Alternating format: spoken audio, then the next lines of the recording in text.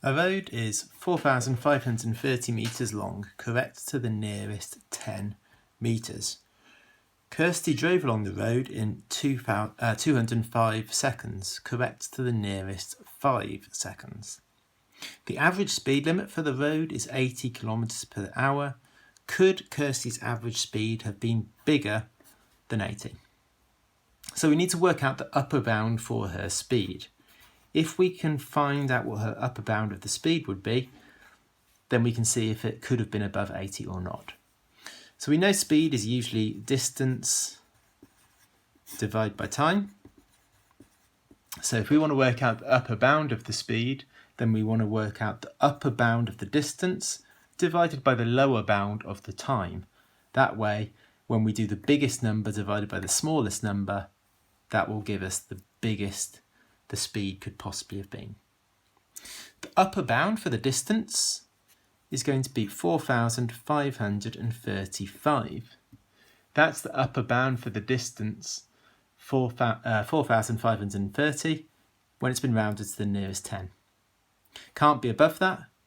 If it was 4,536, for example, then that would round to be 4,540, not 30.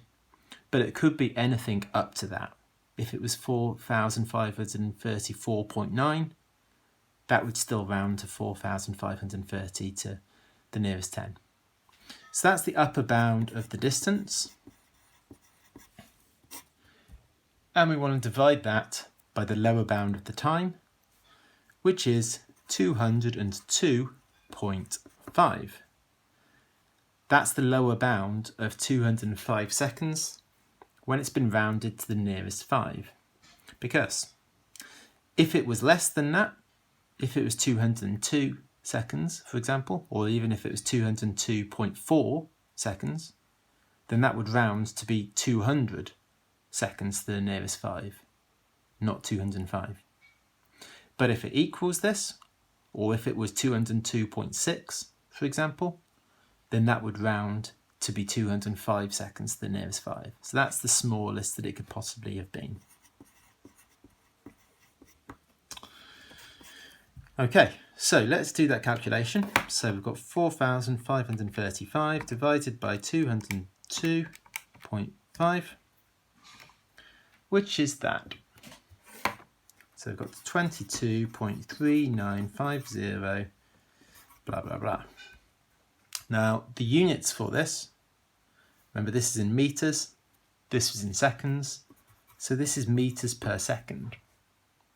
But I need to convert this into kilometres per hour. So if Kirsty's travelled this many metres in a second, in a minute she'd travel 60 times as far. So times 60 would be that many metres in a minute, times 60 again would be that many metres in 1 hour. So we're times by 60, times by 60, and that gives 80,622.2 metres per hour. And to turn that into kilometres per hour, I need to divide this by 1,000. So if I divide that by 1,000, I get 80.622, and the 2's are recurring. So that's kilometres per hour. And we can see that is above 80. So the answer is yes.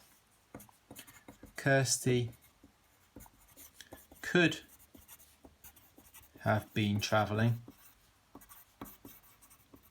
above 80. It's unlikely, because you can see that this is her upper bound. That is the absolute maximum her speed could possibly have been.